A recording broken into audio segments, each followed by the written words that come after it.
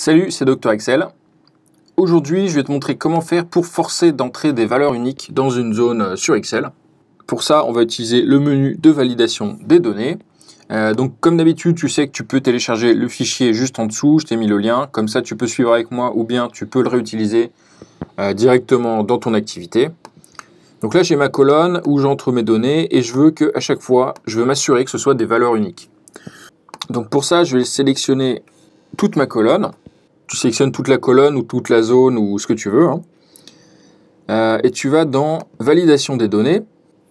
Et on va sélectionner autoriser, personnaliser, ce qui nous permet en fait de rentrer avec une formule, de choisir avec une formule quel est le type de données qu'on veut autoriser. Donc là, il nous suffit de rentrer en fait une formule qui dit qui est vrai lorsque on veut autoriser la valeur. Et donc pour ça, on va compter dans la plage en question le nombre de cellules qui sont égales à E1, donc à la cellule en question. Il faut toujours... on écrit la formule comme si elle s'appliquait à la première cellule de la plage. Alors quel est le critère? Alors attention, cette formule elle s'applique après. Elle est calculée après, une fois qu'on a déjà rentré la valeur dans la colonne. Donc il va falloir compter une fois qu'elle est déjà rentrée. Et donc c'est pas un doublon si on la rencontre exactement une fois. On compte le nombre de fois qu'on trouve cette valeur dans toute la colonne et si c'est égal à 1, on accepte. OK. Par exemple, si je mets des nouvelles valeurs, ça fonctionne. Par contre, si je remets une ancienne, j'ai un message d'erreur. Alors éventuellement, on peut le paramétrer.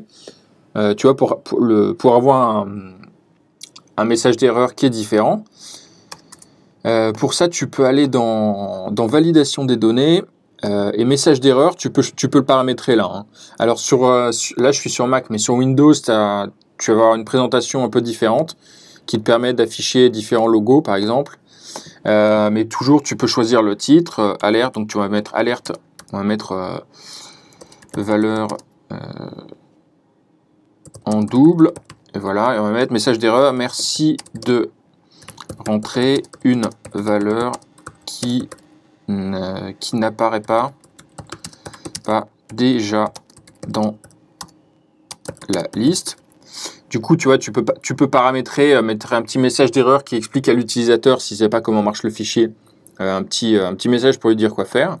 OK, et donc là, si je essaye de mettre un C, par exemple, que j'ai déjà mis, j'ai valeur en double, merci de rentrer une valeur, etc.